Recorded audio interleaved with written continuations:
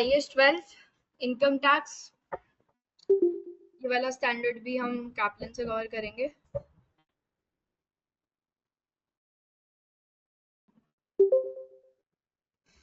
So IAS 12 is taxation. अब basically होता क्या है, दो तरह के डिफरेंसेस होते हैं, एक जिसे हम परमानेंट बोलते हैं और दूसरा जिसे हम टेम्पररी डिफरेंस बोलते हैं। सो हमारे अकाउंट्स बनाने के जो तरीके हैं वो अलग हैं और गवर्नमेंट के जो टैक्स देने के तरीके हैं वो अलग है। सो फॉर एग्जाम्पल लेट्स से तुमने एक मशीन खरीदी, उस मशीन की जो यूजफुल लाइफ है वो है 10 ईयर्स और वो जो मशीन है वो है 1 लाख की, ठीक है। तो स्ट्रेट लाइन मेथड के हिसाब से तुम कितना डेप्रिसिएशन हर साल जो है अपनी बुक्स में डालोगे, 1 lakh divide by 10 which is 10,000 हर साल। डेप्रिसिएशन एक खर्चा है और खर्चा कहाँ जाता है,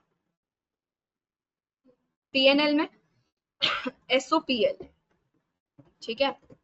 ये खर्चा कहाँ गया, एसओपीएल में, ठीक है। अब लेट्स से फर्स्ट ईयर मेरा प्रॉफिट जो है डेप्रिसिएशन लगाने से पहले वो है 1.5 लाख, ठीक है। डेप्रिसिएशन अभी तक लगाया नहीं है, 10,000 का डेप्रिसिएशन लगा दूंगी तो मेरा प्रॉफिट कितना आएगा, 1,40,000। इनकम टैक्स रेट जो चल रही है लेट्स अज्यूम कि वो रेट है 30%, तो कितना टैक्स पे करना पड़ेगा, 1,40,000 का 30% विच इज 42,000। ये मेरे हिसाब से हो रहा है बिकॉज मेरे हिसाब से 10,000 का डेप्रिसिएशन जो है एसओपीएल में जाना चाहिए, बट जो गवर्नमेंट है वो कह रही है क्योंकि आपने ये एसेट खरीदा है तो फर्स्ट ईयर में तो हम 50% का अलाउंस देते हैं, ठीक है। मतलब कि जो खरीदा उसका 50%, तो 1 लाख का 50% मतलब कितना, 50,000। अब गवर्नमेंट मुझे कह रही है कि आप तो 50,000 का खर्चा पीएनएल में लेकर जाओ, इससे होगा क्या, 1,50,000 जो है वो डेप्रिसिएशन के पहले का एक्सपेंस है, 50,000 का खर्चा अगर मैं लेके गई तो पीएनएल में कितने के प्रॉफिट्स दिखेंगे, सिर्फ 1 लाख के। 1 लाख पे मैं कितना टैक्स भरूंगी, 30% विच इज 30,000। तो गवर्नमेंट के हिसाब से मुझे जो है ये टैक्स क्या करना पड़ेगा, कम भरना पड़ेगा। मेरे हिसाब से मुझे कितना टैक्स भरना था, 42,000, बट एज पर गवर्नमेंट मुझे टैक्स भरना पड़ेगा सिर्फ और सिर्फ 30,000 का। ये एक डिफरेंस है। ये डिफरेंस अराइज क्यों हो रहा है, क्योंकि accounting treatment is different and tax treatment is different, दोनों अलग अलग है। क्योंकि गवर्नमेंट तो SLM WDV ये मेथड नहीं मानती है, ठीक है, तो टैक्स के जो ट्रीटमेंट है उसी हिसाब से खर्चा अलाउ किया जाएगा। बट हम तो SLM WDV यूसेज मेथड मानते हैं, तो हमारे हिसाब से तो जो खर्चा अगर if we are following SLM तो हर साल कितना जाएगा, 10-10 हजार। अब देखो सेकेंड ईयर में क्या इम्पैक्ट है, तो फर्स्ट ईयर का स्टोरी है। लेट्स से सेकेंड ईयर का आपका प्रॉफिट है 2 लाख, आपके हिसाब से भी आपका प्रॉफिट 2 लाख है, सरकार के हिसाब से भी प्रॉफिट 2 लाख है। अब जो है आप सेकेंड ईयर में भी कितना डालोगे, 10,000 ही डालोगे बिकॉज ये SLM मेथड है, तो एवरी ईयर सेम डेप्रिसिएशन, यानी कि 1,90,000। 1,90,000 पे आप कितना टैक्स पे करोगे, 30%, विच इज 57,000। इसका मतलब आपको कितना टैक्स पे करना है, 57,000 का। बट सरकार आपको कह रही है कि 1 लाख का एसेट था, 50% पहले साल में दे दिया, 50% दूसरे साल में ले लो, हो गया पूरा 1 लाख का एसेट खत्म। 50,000 आपको फर्स्ट ईयर में दे दिया गवर्नमेंट ने, 50,000 आपको गवर्नमेंट कौन से ईयर में दे रही है, अब गवर्नमेंट के हिसाब से कितने प्रॉफिट से 1.5 लाख, उस पे कितना परसेंट टैक्स पे करोगे आप, 30%, विच इज 45,000। दोबारा गवर्नमेंट के हिसाब से आपने क्या कम किया, टैक्स कम पे किया। मेरे हिसाब से मुझे कितने का टैक्स कम पे करना था, 57,000 का, बट मैंने कितना टैक्स पे किया, सिर्फ और सिर्फ 45,000। कितने का डिफरेंस है, 12,000 का, इस साल कितने का डिफरेंस है वापस 12,000 का, तो टोटल डिफरेंस 2 साल में कितना हो चुका है 24,000 का। अब थर्ड ईयर में क्या होगा, थर्ड ईयर में लेट्स से वापस से आपके पास 1,40,000 के प्रॉफिट्स हैं और गवर्नमेंट के हिसाब से भी आपके पास 1,40,000 के प्रॉफिट्स हैं। अब मैं थर्ड ईयर अकाउंट्स में वापस 10,000 का खर्चा माइनस करूंगी because 10 years every year 10,000 right. तो 1,40,000 माइनस 10,000 यानी कि 1,00,000, इस पे कितना परसेंट यानी कि 39,000। अब गवर्नमेंट मुझे कोई 10,000 माइनस करने नहीं देगी क्योंकि गवर्नमेंट ने पिछले 2 सालों में पहले ईयर में 50,000 ठीक है और सेकेंड ईयर में भी 50,000, पिछले 2 सालों में 50,000 का क्या दे दिया है टैक्स डेप्रिसिएशन दे दिया है। तो अब गवर्नमेंट के हिसाब से ये जो एसेट है वो क्या हो चुका है खत्म हो चुका है, जीरो पे आ चुका है। तो इसका मतलब गवर्नमेंट के हिसाब से प्रॉफिट्स कितने रहेंगे 1,40,000, no tax expense that is going to go in P&L as per the government। 1,40,000 पे अब मैं कितना परसेंट टैक्स दूंगी 30%। मेरे हिसाब से जहां मुझे टैक्स 39,000 देना था वहां गवर्नमेंट के हिसाब से मुझे कितना टैक्स देना पड़ेगा, अब ज्यादा देना पड़ेगा। तो शुरुआत के सालों में अगर तुम कम टैक्स देते भी हो तो बाद के सालों में तुम्हें ज्यादा टैक्स देना पड़ेगा। इसको बोलते हैं टेम्पररी डिफरेंस। तो टेम्पररी डिफरेंस जो है वो over the period of 10 years cover हो जाएगा। ये जो टेम्पररी डिफरेंस है क्योंकि शुरुआत के सालों में आपने ये कम दिया ना तो बाद के सालों में आप ज्यादा दोगे, एट द एंड आपके हिसाब से भी एसेट जीरो पे आ जाएगा, गवर्नमेंट के हिसाब से भी एसेट जीरो पे आ जाएगा। गवर्नमेंट के हिसाब से एसेट सेकेंड ईयर के एंड पे जीरो पे ऑलरेडी आ चुका है, आपके हिसाब से उस एसेट को जीरो पे आने में कितने साल लगेंगे 10 साल, ठीक है। तो ये टेम्पररी डिफरेंसेस होते हैं। तो टेम्पररी डिफरेंस जो होता है वो कुछ समय के लिए आपके अकाउंट्स में होते हैं because accounting policies and taxation policies थोड़ी सी क्या होती है अलग होती है। फिर हम बात अगर करें परमानेंट डिफरेंसेस की तो वो हमेशा होंगे। सो परमानेंट डिफरेंसेस क्या होंगे, let's say if I talk about entertainment expenses, like अगर आप आपके क्लाइंट्स को एंटरटेन करते हो या स्टाफ को एंटरटेन करने के लिए पार्टीज वगैरह रखते हो ठीक है, तो उसका खर्चा है वो अगर उस खर्चे में अल्कोहल जुड़ी होती है, लाइक जो बिल आता है एंटरटेनमेंट एक्सपेंसेस का उसमें इफ दस दिस अल्कोहल एक्सपेंस तो पूरा का पूरा एंटरटेनमेंट एक्सपेंस इज डिसअलाउएबल, ठीक है। मतलब कि you can not deduct that expense. तो ऐसा तो है नहीं अभी डिसअलाउएबल है 3 साल बाद अलाउएबल हो जाएगा, कभी नहीं होगा। ना आज अलाउड है ना 10 साल बाद अलाउड होगा ना 15 ईयर्स बाद अलाउड होगा। तो वो परमानेंट डिफरेंस है राइट। तो परमानेंट डिफरेंस का कुछ नहीं कर सकते, ठीक है, वो एग्जिस्ट कर रहा है, आपको गवर्नमेंट के हिसाब से ही टैक्स भरना पड़ेगा। अब जैसे for example if I talk about permanent different entertainment expenses, let's say अब आपके हिसाब से जो प्रॉफिट है वो है 1,30,000 और सरकार के हिसाब से भी प्रॉफिट कितना है 1,30,000। अब आपको लग रहा है 40,000 का एंटरटेनमेंट एक्सपेंसेस आप माइनस कर दोगे बिकॉज ऑफ द खर्चा, ठीक है। तो आपके हिसाब से प्रॉफिट कितना हो गया 90,000। 90,000 पे आप कितना परसेंट टैक्स पे करोगे 30% जो कि है 27,000।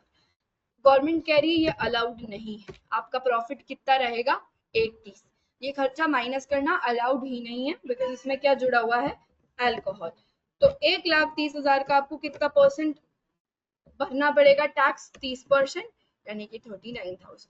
अब ये डिफरेंस हमेशा ही रहेगा, ऐसा नहीं है कि 4 साल बाद गवर्नमेंट बोलेगी कि अलाउड है, नहीं। तो जिस साल ये डिफरेंस एग्जिस्ट कर रहा है उसी साल अकाउंट्स में वो डिफरेंस दिखा के अकाउंट्स को क्या करना होता है खत्म करना होता है। बट टेम्परेरी डिफरेंस जो होता है इसको टाइम लगता है 5 ईयर्स 10 ईयर्स जब तक एसेट की लाइफ है। अब मेरी एसेट की जो डेप्रिसिएशन रेट है दैट इज डिफरेंट एंड जो गवर्नमेंट की टैक्स देने की रेट है that is different. Let's say अगर मैं एक एसेट को एसएलएम पे हर साल 1,00,000 का 20% दे रही, ठीक है, तो यानी कि हर साल का डेप्रिसिएशन कितना हो गया 20,000, ठीक है। अगर गवर्नमेंट जो है वो हर साल उस एसेट पे 25% अलाउ कर रही है तो कितना डेप्रिसिएशन हो गया गवर्नमेंट के हिसाब से 25,000 right. But the thing is मेरे हिसाब से भी एक पॉइंट के बाद वो एसेट जीरो पे आ जाएगा। 1 लाख में से सब 20,000 लेस होके जीरो। सरकार के हिसाब से भी वो एसेट एक पॉइंट के बाद किस पे आ जाएगा, जीरो पे। बट हमारा टाइमिंग अलग अलग होगा। कैसे अलग अलग होगा? वन, अगर हर साल का आप ऐसे जा रहे हो तो सरकार के हिसाब से इस एसेट की कितने साल बाद वैल्यू जीरो हो जाएगी? 4 साल बाद। हर साल 25,000 का डेप्रिसिएशन है तो, और मेरे हिसाब से कब होगी? 5 साल बाद। तो जो टेम्पररी डिफरेंस है वो एग्जिस्ट करेगा, बट जब एसेट जीरो पे आ जाएगा तो गवर्नमेंट के हिसाब से भी वो एसेट खत्म हो चुका है और मेरे हिसाब से भी वो एसेट खत्म हो चुका है। अब इस टेम्पररी डिफरेंस का क्या ट्रीटमेंट होता है हमें इस चैप्टर में वो सीखना। Are we clear with that? Okay. So सबसे पहले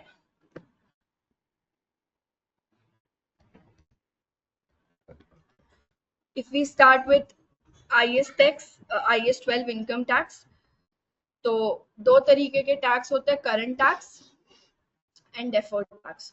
तो ये जो टेम्पररी डिफरेंस वगैरह है ये सब डेफर्ड टैक्स है जो हम आगे सीखेंगे। अगर अभी हम करंट टैक्स की बात करें तो आप सबको पता है अंडर प्रोविजन ओवर प्रोविजन क्या होता है, ठीक है? सो द लेट्स अंडरस्टैंड एक बार what is under provision and what is over provision. So for example आपका जो साल है वो 1 जनवरी 2020 को स्टार्ट हुआ, दैट मीन्स ये साल कब खत्म होगा? 31 दिसंबर 2020। ये अकाउंटिंग ईयर है, सबको पता है accounting year and tax years would be different, right?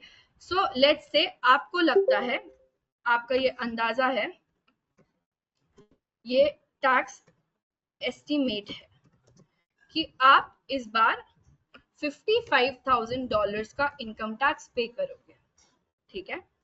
थोड़े महीने बाद, लेट्स से मई में, लेट्स से 25 मई 2021, आपके पास जो टैक्स का बिल आता है वो आता है 70,000। आपको क्या लगा आप कितना पे करोगे? 55,000, but how much you ended up paying? 70,000। अब ये चीज आपको 2021 में पता लगी है, जब तक आपके अकाउंट्स ऑलरेडी क्लोज हो चुके हैं। क्या हम लास्ट ईयर के अकाउंट्स खोल के उसमें चेंजेस कर सकते हैं? नहीं, क्योंकि ये टैक्स एस्टिमेट्स हैं, अंदाजे। अंदाजे जो होते हैं, सो टैक्स एस्टिमेट्स के लिए आप कभी भी प्रायर ईयर की बुक्स नहीं खोलते हो।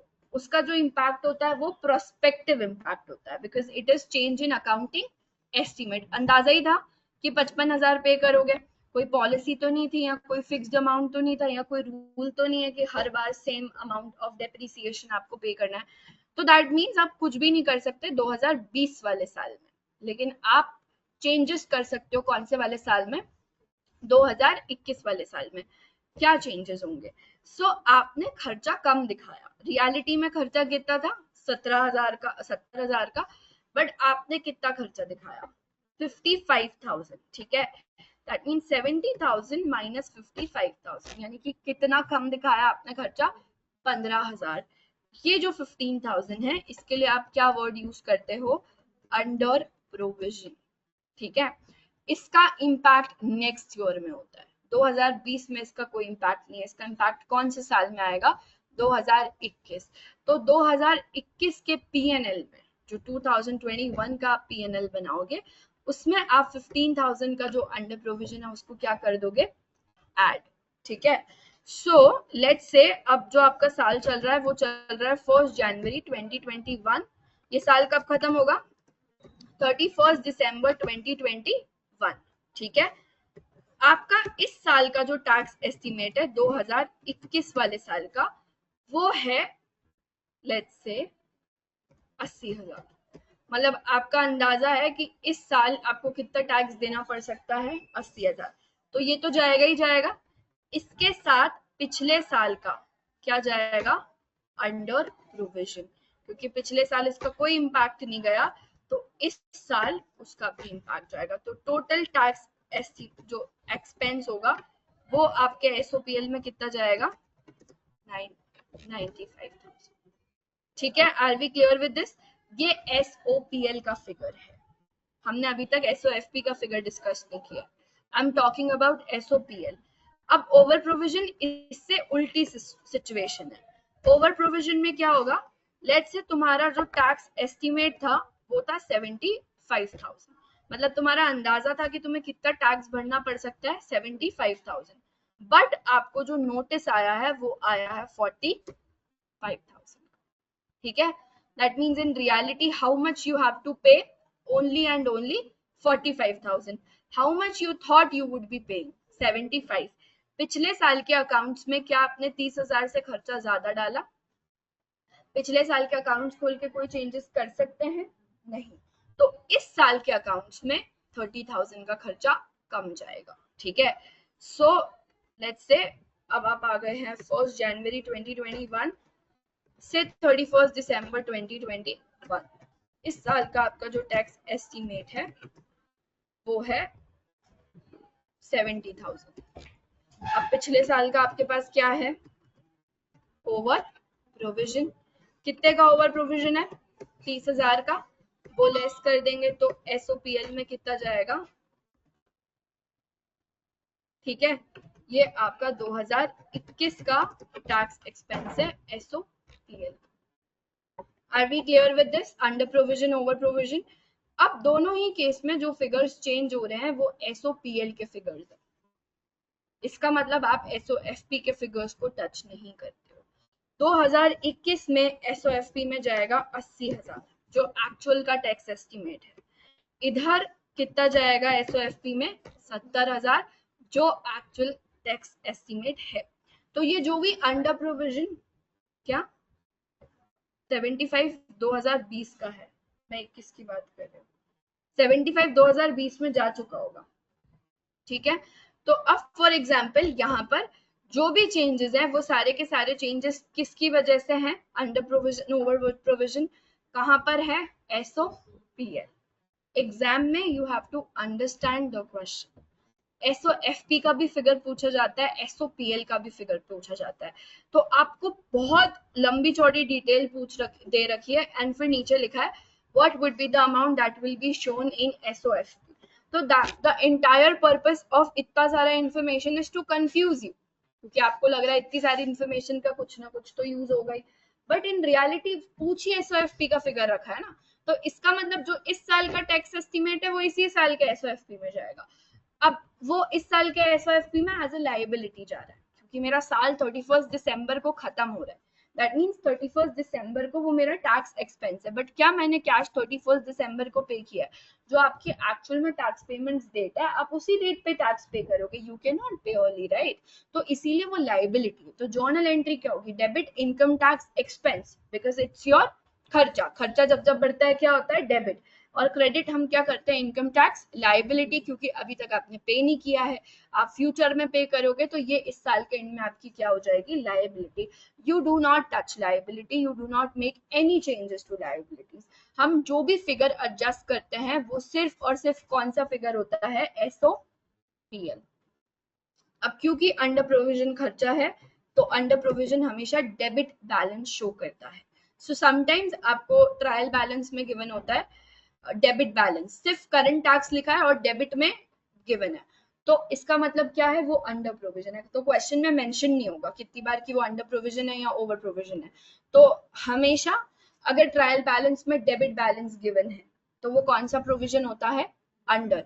अगर ट्रायल बैलेंस में आपको क्रेडिट बैलेंस गिवन है तो वो कौन सा प्रोविजन होता है? Over provision. You note these things down, वरना तुम बाद में भूल जाओगे क्वेश्चंस में। एक बार लिख के रखो कि over provision would always be a credit balance and under provision would always be a debit balance. तो अगर क्वेश्चन में लिखा है कि this years current tax account shows a debit balance, इसका मतलब वो क्या है? Under provision. और अगर क्वेश्चन में लिखा है this years credit balance, this years current tax account shows a credit balance, that means वो क्या है? Over provision. ठीक है,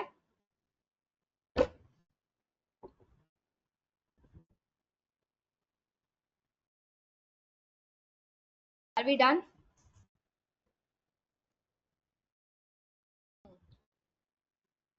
इलस्ट्रेशन नंबर 1 ट्राई करेंगे। दो केसेस हैं, दोनों में आपको आंसर्स बताने।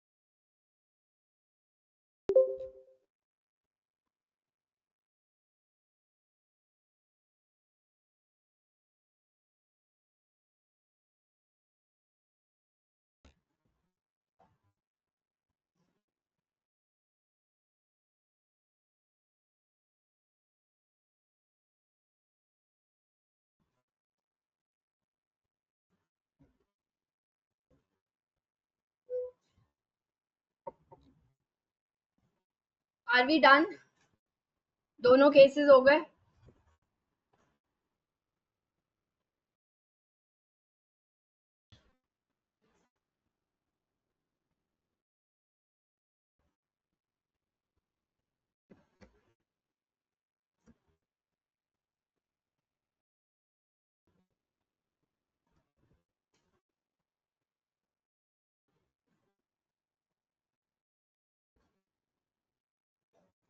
Okay. Simple has estimated its income tax liability for the year ended 31st December 2008. क्या है एस्टिमेटेड? 1,80,000. अब in the previous year income tax liability, तो first of all understand the difference between income tax liability and estimation of income tax liability. तो estimate करने का मतलब होता है सिर्फ और सिर्फ अंदाजा, ठीक है? तो इस साल का आपका एस्टिमेशन है 1,80,000. प्रीवियस ईयर की इनकम टैक्स लाइबिलिटी कितनी आई है आपके पास? 1,50,000. ठीक है? Calculate the tax expense that will be shown in the SOPL for the year ended 31st December 2008. If the amount that was actually agreed and paid to the tax authorities in respect of 2007 was 1,65,000. क्या है इस case में? Under provision की over provision? Over provision कि under provision? Under provision. Sure?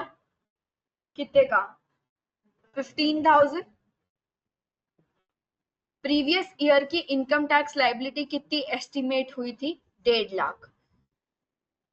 If the amount that was actually agreed and paid, actual payment कितना हुआ है? 1,65,000. तो इसका मतलब आपने ज्यादा पे किया है ना. आपने पिछले साल सोचा 1.5 लाख, बट रियलिटी में यू एंडेड अप पेइंग 1,65,000. तो 15,000 का क्या है? Under provision.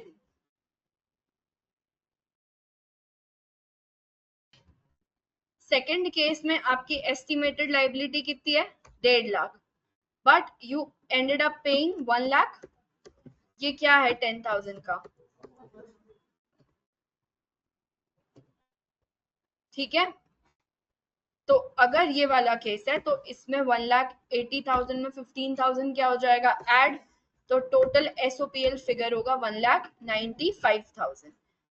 अगर यहाँ पे 1,80,000 है तो उसमें से 10,000 क्या हो जाएगा? लेस. तो एसओपीएल फिगर होगा 1 लाख. ठीक है? Done everyone? और इस साल के एसओएफपी में कितना दिखेगा? 1 lakh.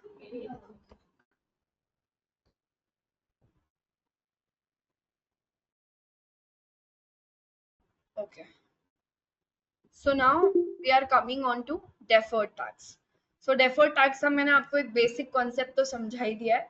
Accounting profits and taxable profits are different due to different policies. जैसे अब मैं आप लोगों को एक चीज बताती हूँ. फॉर एग्जाम्पल बहुत सारे केसेस हैं, सिर्फ डेप्रिसिएशन ही एक ऐसा केस नहीं है. There are so many cases जिसकी वजह से accounting profit and taxable profit would be different. Let's talk about interest receivable. Interest receivable सबको पता है क्या होता है? बोलो. Interest receivable is your income. Income कहाँ जाती है? एसओपीएल में. अब अगर अकाउंट्स हम प्रिपेयर करते हैं कौन से बेसिस पे? अक्रूवल बेसिस पे. दैट मीन्स पैसा आया या पैसा नहीं आया. एनीवेज पीएनएल का तो वो पार्ट है ही. सो अगर आपके पास लेट से कैश आ गया तो आप क्या एंट्री करते हैं? Debit cash, credit interest income, यही एंट्री करते हैं. और ये इंटरेस्ट इनकम का अमाउंट चला जाता है पीएनएल में. लेट्स से 12,000 है. व्हाट इफ आपके पास कैश आया ही नहीं? तो आप करेंगे debit interest receivable, credit interest income. ये जो इंटरेस्ट रिसीवेबल है ये आपका एसेट है. पैसा नहीं आया अभी तक तो ये एसेट है. तो एसेट कहाँ दिखता है? एसओएफपी में. इन एनी केस एसओपीएल में तो इनकम जाएगी, बिकॉज हम अक्रूवल बेसिस पे अकाउंट्स बनाते हैं, तो डजेंट मैटर एक्चुअल में कैश आया या नहीं, अगर इस साल का इंटरेस्ट है तो इस साल के पीएनएल में तो जाएगा ही जाएगा, राइट। लेकिन लेट्स से जो गवर्नमेंट है वो कहती है हम सिर्फ और सिर्फ आपसे टैक्स तभी लेंगे या आपको टैक्स में रिलीफ तभी देंगे जब आप एक्चुअल में कैश पे करते हो या फिर एक्चुअल में कैश रिसीव करते हो। तो let's say before adding the interest, मेरे हिसाब से जो मेरा प्रॉफिट है वो है 1,30,000 और सरकार के हिसाब से भी 1,30 ही है। अब मैं बोलूंगी मुझे इसमें 12,000 और ऐड करना है, क्यों? क्योंकि वो भी इसी साल की इनकम है, भले कैश नहीं आया है तो क्या हो गया। अब टोटल मेरे प्रॉफिट्स कितने हो गए?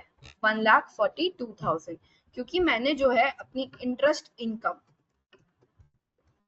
ऐड कर दी, ठीक है।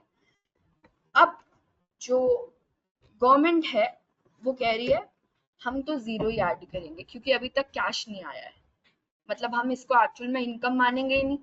एक्चुअल इनकम जब हम इसको मानेंगे जब तुम्हारे पास एक्चुअल में क्या आ जाएगा? कैश।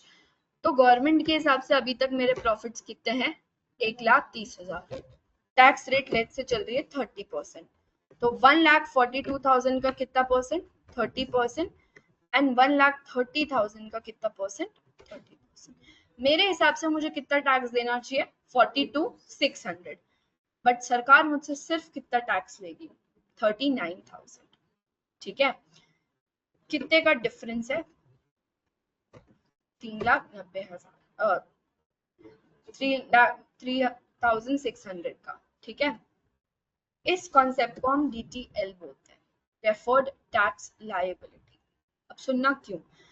मेरे हिसाब से मुझे एक्चुअल में टैक्स देना चाहिए था 42,600, ठीक है, क्योंकि इसी साल की इनकम थी, चाहे कैश आया या नहीं आया, तो उस इनकम को मैंने अकाउंट्स के हिसाब से ऐड किया। तो मेरे अकाउंटिंग प्रॉफिट्स एक्चुअल में कितने दिखने लग गए? 1,42,000, जिसपे मैंने 42,600 का टैक्स पे किया। लेकिन सरकार ने बोला जब तुम्हारे पास एक्चुअल में पैसे आएंगे तभी उस 12,000 पे क्या लगेगा? टैक्स लगेगा। तो सरकार के हिसाब से मेरे प्रॉफिट्स अभी भी कितने हैं? 1,30,000। उन प्रॉफिट्स पे सरकार ने मुझसे कितना टैक्स लिया? 39,000। क्या अभी तुमने कम टैक्स पे किया? क्या इसका मतलब ये है कि तुम फ्यूचर में ज्यादा टैक्स पे करोगे? आज कैश नहीं आया है, कल तो आएगा। जब एक्चुअल में कैश आएगा तब तुमसे क्या लेगी सरकार? टैक्स लेगी। ये जो 3600 का डिफरेंस है वो सिर्फ और सिर्फ किसकी वजह से है? 12,000। 12,000 का 30% कितना होता है? 3600। तो ये 3600 आपसे अभी नहीं लिए जा रहे हैं, ये आपसे कब लिए जाएंगे? जब आपके पास एक्चुअल में क्या आएगा? एक्चुअल में कैश आएगा। दैट मीन्स अगर तुम अभी कम भी पे कर रहे हो तो फ्यूचर में क्या करोगे? ज्यादा। इसको बोलते हैं deferred tax liability. So deferred का मतलब होता है future, you are not paying something now, ये डेफर्ड हो रहा है। That means you have to pay it later. And क्योंकि ये लायबिलिटी है तो यहाँ पे पैसा देना पड़ेगा, एसेट में पैसा आता है, ठीक है। सो ये डीटीएल का कॉन्सेप्ट होता है। अब जो इससे पहले हमने क्वेश्चन किया था जिसमें मैंने तुम्हें बताया था कि सरकार तुम्हें पहले साल में कितना दे रही है? 50,000 का रिलीफ दे रही है, जबकि तुम्हारे हिसाब से तुम्हें सिर्फ कितने का रिलीफ मिलना चाहिए? 10 का। तो तुम्हारे हिसाब से 42,000 का टैक्स भरने वाले थे, बट सरकार के हिसाब से तुम्हें कितने का टैक्स भरना था? तुम बताओ, ये डीटीएल की सिचुएशन है क्या? है? कितने लोगों को ये डीटीएल की सिचुएशन लग रही है? सिर्फ 2-3 लोगों को, बाकी सबको क्या लग रहा है?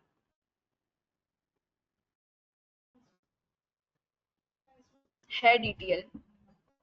है। नवनीत, क्या क्या सिचुएशन है ये?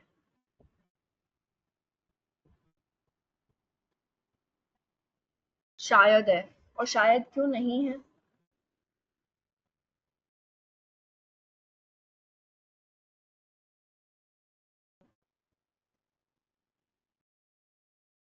तवीशा, क्या है सिचुएशन? लग रही है क्या डीटीएल? लग तो रही है। क्यों लग रही है डीटीएल? हम्म, आवाज ही नहीं आ रही यहाँ तक। हाँ, वो एग्जाम्पल से मैच हो रहा है, ये लॉजिक है। तुम एग्जाम में ये लिख के आओगी क्योंकि मैम ने और ये जो एग्जाम्पल करा था और ये क्वेश्चन है सेम है दोनों, इसीलिए ये भी डीटीएल ही है। हाँ, उन्नति, क्या है ये? क्यों है डीटीएल? बाद में देना है, कितना देना है बाद में? 12,000। मेरे हिसाब से मेरा टैक्स कितना है? 42। सरकार ने अभी सिर्फ कितना लिया है? तो क्या 12 सरकार छोड़ देगी? फ्री गिफ्ट है। कब देना है? बाद में देना है ना। तो ये क्या है? डीटीएल ही तो है। सेकेंड ईयर में भी तुम देखो डीटीएल ही था। अब देखो तुम थर्ड ईयर में, जब सरकार ने एक्चुअल में तुमसे थर्ड ईयर में जाके एडजस्ट होना स्टार्ट हुआ है। थर्ड ईयर में मेरे प्रॉफिट्स कितने थे? 1,30,000। सरकार के हिसाब से प्रॉफिट कितने थे? तो फिर मेरे हिसाब से टैक्स तो बन रहा था 39, बट सरकार ने कितना लिया? फ्यूचर में ले रही है ना। अब ये 3,000 ओवर जितने साल बाकी हैं, 3,000 4,000, ये डिफरेंस बढ़ता जाएगा। ये 24,000 का जो डीटीएल आपने क्रिएट किया है ना, ये उस लाइफ में पूरा खत्म होगा। That means even if you are not paying today, that does not mean in any way you will not pay this ever. You have to pay this. तो पहले डीटीएल या डीटीए का बैलेंस बनता है और बाद में वो खत्म होना स्टार्ट होता है, क्योंकि सेकेंड ईयर के एंड में सरकार के हिसाब से वो एसेट का बैलेंस क्या हो चुका है? जीरो हो चुका है। बट आपके हिसाब से थोड़ी हुआ है। आपके हिसाब से अभी भी 8 साल की लाइफ बची है, तो आप तो 8 साल तक 10-10 हजार का डेप्रिसिएशन माइनस करोगे ना। बट सरकार तो अब माइनस ही नहीं करेगी, तो अब ज्यादा टैक्स लेगी ना। मेरे हिसाब से टैक्स लायबिलिटी सिर्फ 39,000 थी, बट गवर्नमेंट के हिसाब से कितनी आई? Are we clear? डीटीए में उल्टा होता है। सो प्रोविजंस पता है सबको क्या होता है? Provisions are actually, journal entry क्या होती है प्रोविजन की? Debit expense credit. क्या कैश गया है? नहीं। Debit expense credit provision. Let's say ये है 15,000, ठीक है। अब अकाउंटिंग प्रॉफिट एक तरफ ले लेते हैं और दूसरी तरफ अपन ले लेते हैं टैक्सेबल प्रॉफिट्स। दोनों का बिफोर जो है वो सेम है, 1,60,000। 1,60,000, ठीक है। अब एक्सपेंस है। एक्सपेंस कहाँ जाता है हमेशा? एसओ पीएल, खर्चा है। खर्चा पीएनएल में जाएगा तो मैं क्या करूंगी? 15,000 माइनस कर दूंगी। तो मेरे हिसाब से मेरे प्रॉफिट्स कितने हैं? 1,45,000। इस पे मुझे कितना परसेंट टैक्स देना पड़ेगा? विच इज 43,500, ठीक है। अब गवर्नमेंट कह रही है अभी मैं ये एक्सपेंस नहीं मानता, जब एक्चुअल में कैश जाएगा तब देखेंगे। तो सरकार के हिसाब से अभी भी मेरे प्रॉफिट्स कितने हैं? 1,60,000। कितना टैक्स देना पड़ेगा 1,60,000 पे? 48,000। मेरे हिसाब से जहां मुझे टैक्स देना पड़ना चाहिए 43,500, वहां सरकार के हिसाब से कितना देना पड़ेगा? कितने का डिफरेंस है? 4500। ये किस वजह से है? 15,000 की वजह से, क्योंकि 15,000 का जो 30% है वो कितना होता है? 45। क्या आपने अभी जो है ज्यादा टैक्स पे किया? अभी आपने कितना टैक्स पे किया? 48,500।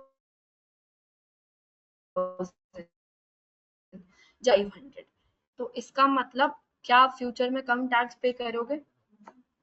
जब मैं एक्चुअल में कैश दे दूंगी तब तो क्लेम कर पाऊंगी ना इस एक्सपेंस को। तो ये क्या है? DT, deferred tax asset. If you are paying it right now, you are going to pay less in future. अब डीटीए की कुछ टर्म्स एंड कंडीशंस होती है, ऐसे ही नहीं डीटीए रिकॉग्नाइज होता है, वो हम आगे देखेंगे उसकी टर्म्स एंड कंडीशंस। बट अभी आपको डेफर्ड टैक्स लायबिलिटी क्या होती है और डेफर्ड टैक्स एसेट क्या होता है उसका डिफरेंस समझ में आना चाहिए। Are we clear till here? Okay. So accounting profit and taxable profit are two different things. अभी हमने देखा टेम्परेरी डिफरेंस और परमानेंट डिफरेंस। तो परमानेंट डिफरेंस का कोई इलाज नहीं है ना, उसी पीरियड में जिस पीरियड में एग्जिस्ट कर रहा है आपको देख के खत्म करना है।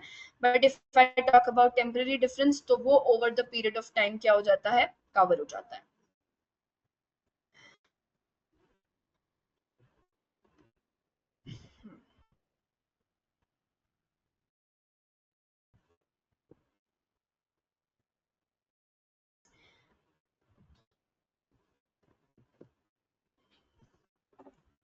अब आई थिंक हमें एक क्वेश्चन करना चाहिए।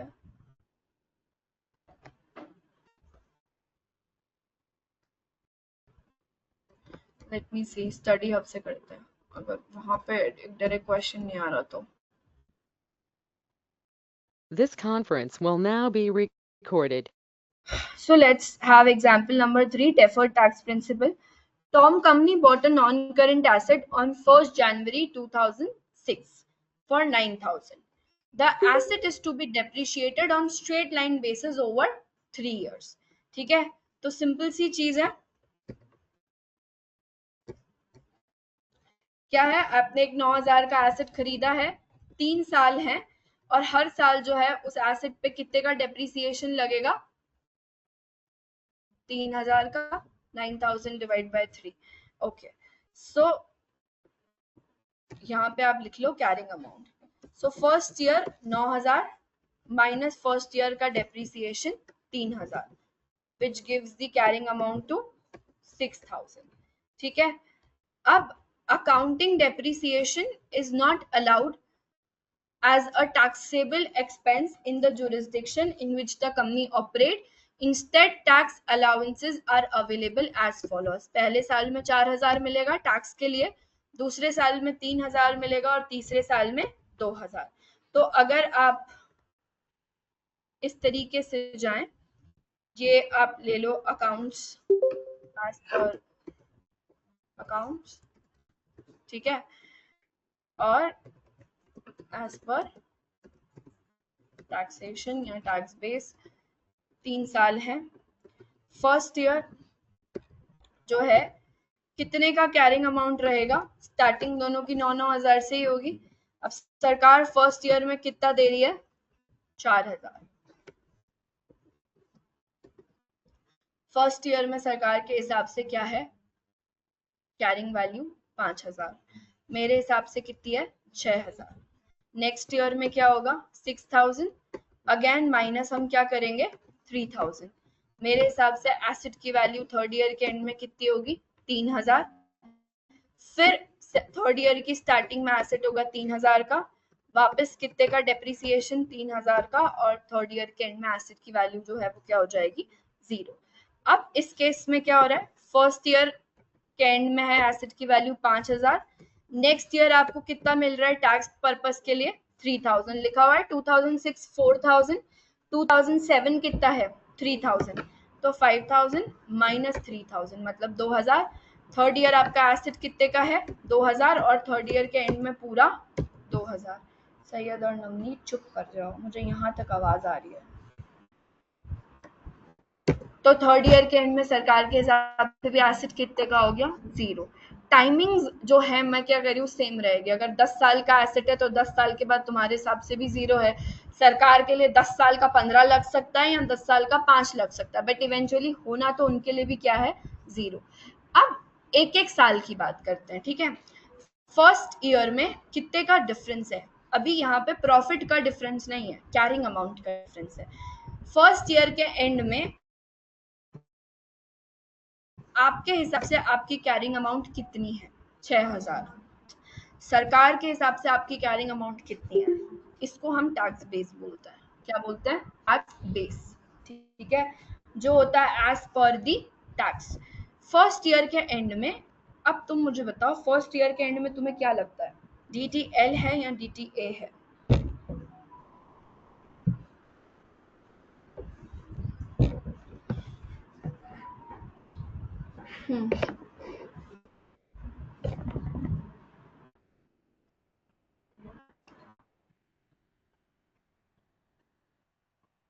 ध्रुव क्या है फर्स्ट ईयर के एंड में?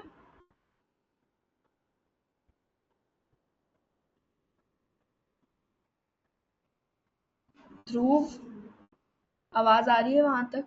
फर्स्ट ईयर के एंड में क्या है?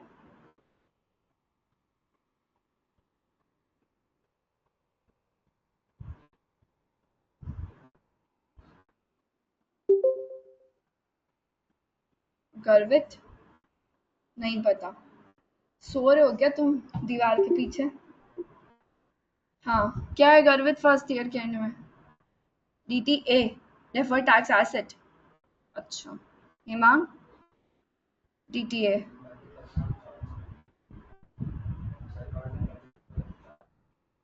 हाँ,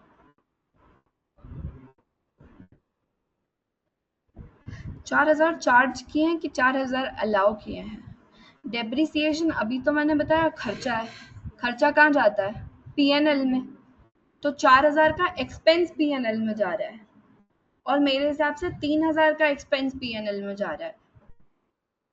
तुम प्रॉफिट के पॉइंट ऑफ व्यू से भी अगर पढ़ रहे हो, I don't think we are given profit in this question, but let's assume 10,000 का प्रॉफिट, ठीक है, दोनों केसेस में। मेरे हिसाब से मैं कितना डेप्रिसिएशन माइनस करूंगी? 3,000। सरकार कितना माइनस करेगी? 4,000। मेरे हिसाब से मेरे प्रॉफिट्स होंगे 7,000, इनके हिसाब से प्रॉफिट्स होंगे 6,000। 6,000 का 30% यानी कि 1,800।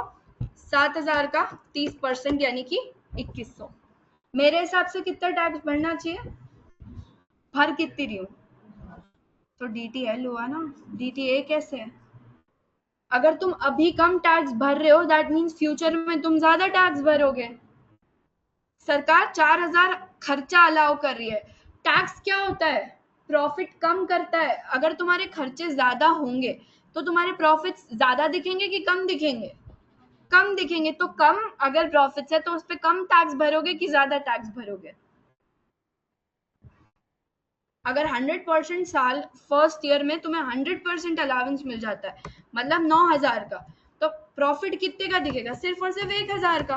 तो 1,000 पे 30% यानी कि 300। अभी 300 भरा है बट आने वाले 9 सालों में कवर हो जाएगा ना ये 9 3 जो भी साल हैं।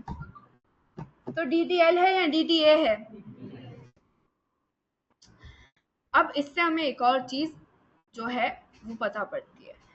If the carrying amount is greater than the tax base, it gives rise to DTL। इस केस में आपका कैरिंग अमाउंट कितना था? 6,000 और आपका टैक्स बेस कितना था? 5,000। टैक्स बेस कम क्यों होगा कैरिंग अमाउंट से? क्योंकि सरकार ज्यादा रेट पे डेप्रिसिएशन दे रही है, तो उनके हिसाब से एसेट की वैल्यू जल्दी गिर रही है और वो ज्यादा डेप्रिसिएशन PNL में जा रहा है।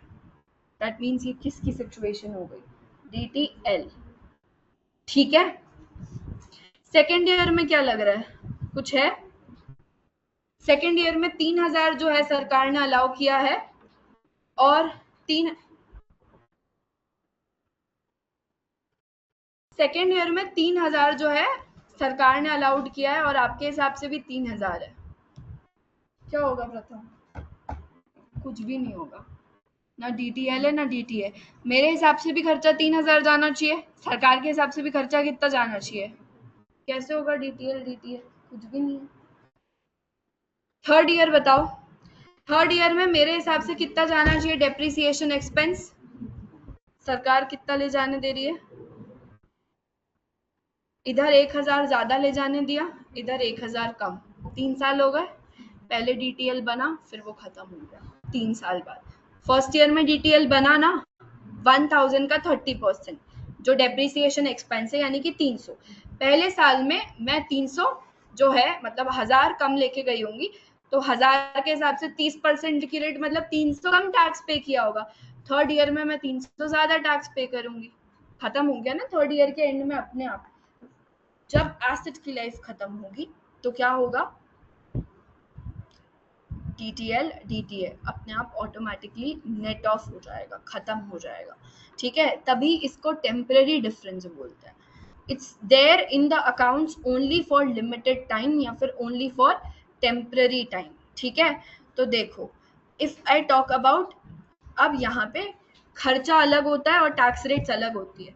खर्चा कितने का डिफरेंस है, मेरे हिसाब से खर्चा जाना चाहिए था 3,000 का, बट खर्चा कितने का गया 4,000, यानी कि कितने का difference 1,000।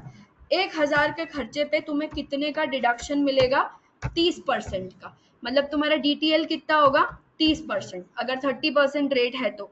I don't know question में क्या रेट है, क्वेश्चन में आई थिंक कोई रेट ही नहीं है, समझाने के पर्पज से, ठीक है। और थर्ड ईयर में यही DTL क्या हो जाएगा खत्म, क्यों, क्योंकि मेरे हिसाब से तो थर्ड ईयर में भी खर्चा 3,000 जाना चाहिए, बट सरकार कितना ले जाने दे रही है 2,000, तो एक्स्ट्रा 300 थर्ड ईयर में क्या करने पड़ेंगे, पे करने पड़ेंगे। तो पहले ईयर में अगर तुमने 300 बचा भी लिए तो तीसरे साल में तुमको वो 300 पे करने पड़ेंगे। तो क्योंकि पहले तुम कम पे कर रहे हो, तुम्हें बाद में ज्यादा पे करना पड़ेगा, ये क्या होगा DTL। Are we clear? Okay, so this was like the one question जिसमें हमने ये पूरा जो है आपको वही समझा रखा है डिफरेंस, ठीक है। सेकेंड ईयर में कोई डिफरेंस नहीं क्योंकि 3,000 है, फर्स्ट ईयर के एंड में 1,000 का डिफरेंस है और लास्ट ईयर के एंड में वही 1,000 का डिफरेंस कवर हो रहा है, ठीक है। तो थर्ड ईयर के एंड में जो मतलब 3 साल बाद तो टेम्परेरी डिफरेंस भी ऑटोमेटिकली किस पे आ जाएगा 0 पे। तो पहले DTL बनेगा, फिर DTL क्या हो जाएगा खत्म। जब DTL बनता है, अब एक बार उसकी एंट्री भी बता देती हूँ before we sum up the session here. जब आप एक्चुअल में DTL बनाते हैं तो DTL जो होता है वो हमेशा P&L में जाता है। जैसे अंडर प्रोविजन खर्चा है, अंडर प्रोविजन से टैक्स एक्सपेंस बढ़ता है, वैसे DTL से भी क्या बढ़ता है टैक्स एक्सपेंस। तो आप जर्नल एंट्री करते हैं डेबिट इनकम टैक्स एक्सपेंस इस साल,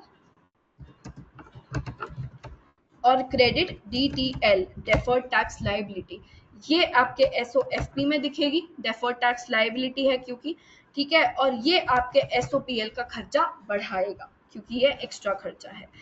अब अगर आपका DTL खत्म हो रहा है, ठीक है, तो आप एंट्री करेंगे डेबिट DTL। लायबिलिटी जब बढ़ती है तो क्रेडिट होता है, लायबिलिटी जब घटती है तो क्या होता है डेबिट, और क्रेडिट क्या करेंगे इनकम टैक्स। तो अगर फॉर एग्जाम्पल आपको क्वेश्चन में ऐसा गिवन है, ये SOFP में जाएगा और ये जाएगा SOPL में।